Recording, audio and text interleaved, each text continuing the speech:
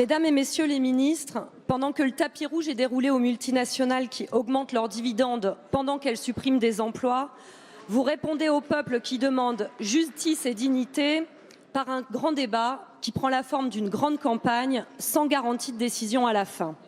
Le monologue du président se prolonge sur scène face à des maires venus rapporter la souffrance populaire. Ni tabou ni totem, dites-vous. Mais surtout, aucun changement de cap.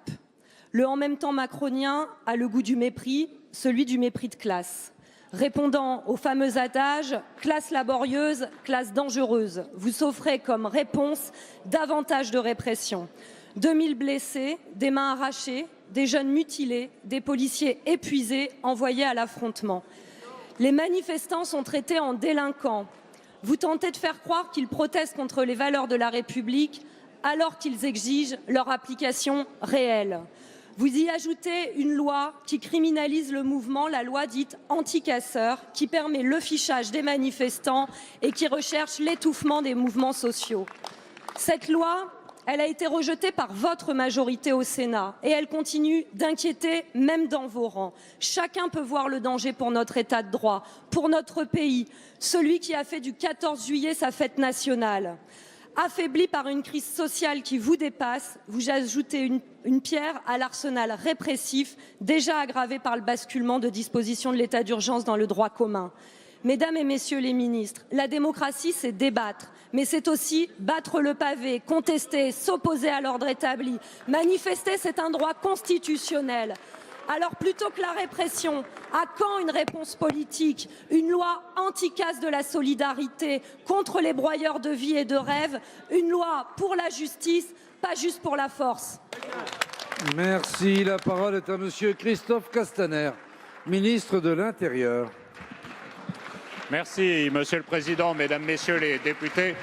Madame la députée, je crois,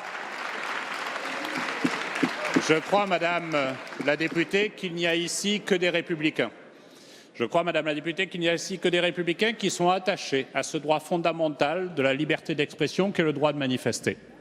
Et je crois effectivement, et on l'a vu depuis de longs mois, on l'a vu presque depuis quelques années, de façon systématique, ce droit de manifester est gêné, perturbé, attaqué par des casseurs. Et ce ne sont pas les manifestants.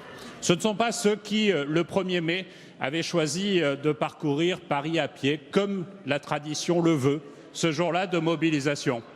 Mais par contre, le 1er mai, vous avez pu, comme moi, assister à cette situation où un millier de personnes, des Black Blocs, sont venus pour agresser, pour casser. Moi, j'ai le souvenir, Madame le député, de ce CRS en torche humaine. J'ai le souvenir de ces vitrines brisées. Et ce phénomène n'est hélas pas nouveau, mais il devient systématique. Et nous le voyons partout en France, chaque samedi, où des manifestations organisées par des femmes et des hommes qui ne veulent pas la violence subissent la violence. Ils sont pris en otage par la violence. Et donc oui, nous faisons cette proposition sur la base d'une PPL qui a été votée au Sénat, de donner les moyens, de faire en sorte que le droit fondamental de manifester puisse être garanti. Et que la dizaine, la cinquantaine, la centaine de casseurs qui systématiquement veulent à la fois menacer les habitants, les commerçants, les manifestants, mais aussi les policiers, puissent être neutralisés. C'est parce que, comme vous, Madame le député, nous sommes attachés à ce droit fondamental de manifester, que plutôt que de pousser des cris, plutôt que d'encourager et d'accepter la violence, nous voulons protéger les commerçants, protéger les habitants, protéger les manifestants